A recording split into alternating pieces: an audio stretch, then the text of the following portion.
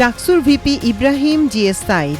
চট্টগ্রাম বিশ্ববিদ্যালয় কেন্দ্রীয় ছাত্র সংসদ চাকসু নির্বাচনে ভিপি নির্বাচিত হয়েছেন ইব্রাহিম হোসেন রনি, আর জিএস পদে জয়লাভ করেছেন সাইদ বিন হাবিব। তারা দুজনই ছাত্র শিবির সমর্থিত সম্প্রীতির শিক্ষার্থী জোট প্যানেল থেকে নির্বাচনে অংশ নেন। অন্যদিকে এজিএস পদে জয় পেয়েছেন ছাত্রদল সমর্থিত প্রার্থী আইয়ুবুর রহমান তৌফিক। উৎসবমুখর পরিবেশ, রাকসুর ভোট শুরু। দীর্ঘ ৩৫ বছর পর রাজশাহী বিশ্ববিদ্যালয় কেন্দ্রীয় ছাত্র সংসদ, রাকসু হল সংসদ ও সিনেট ছাত্র প্রতিনিধি নির্বাচনে ভোট গ্রহণ শুরু হয়েছে আজ বৃহস্পতিবার। এটি রাকসুর ১৫তম নির্বাচন। ১৯৫৫ সালে রাজশাহী বিশ্ববিদ্যালয় প্রতিষ্ঠার পর ১৯৬২ সালে প্রথমবার রাকসু নির্বাচন অনুষ্ঠিত হয়। সর্বশেষ রাকসু নির্বাচন হয়েছিল ১৯৯০ সালের ২৯শে জুলাই। ভারতের ত্রিপুরায় ৩ বাংলাদেশিকে পিটিয়ে হত্যা। ত্রিপুরায় ৩ বাংলাদেশি নাগরিককে পিটিয়ে হত্যা করেছে ভারতীয়রা।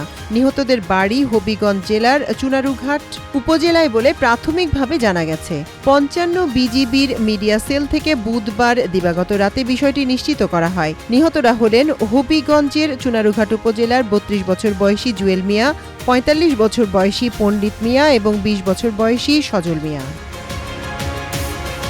হাসপাতালে ভর্তি হলেন খালেদা জিয়া। সাবেক প্রধানমন্ত্রী ও বিএনপি চেয়ারপারসন খালেদা জিয়া গতকাল রাতে নিয়মিত স্বাস্থ্য পরীক্ষার জন্য রাজধানীর এভার কেয়ার হাসপাতালে ভর্তি হয়েছেন। প্রায় ৮০ বছর বয়সী খালেদা জিয়া দীর্ঘদিন ধরে লিভার সিরোসিস, কিডনি জটিলতা, হৃদরোগ, ডায়াবেটিস, আর্থ্রাইটিস সহ নানা শারীরিক অসুস্থতায় ভুগছেন। এইচএসসি ও সমমান পরীক্ষার ফল ঘোষণা। চলতি বছরের উচ্চ মাধ্যমিক সার্টিফিকেট এইচএসসি ও সমমান পরীক্ষার ফল ঘোষণা করা হয়েছে আজ বৃহস্পতিবার সকাল ১০টায়। এই ফল ঘোষণা করে সংশ্লিষ্ট বোর্ডগুলো।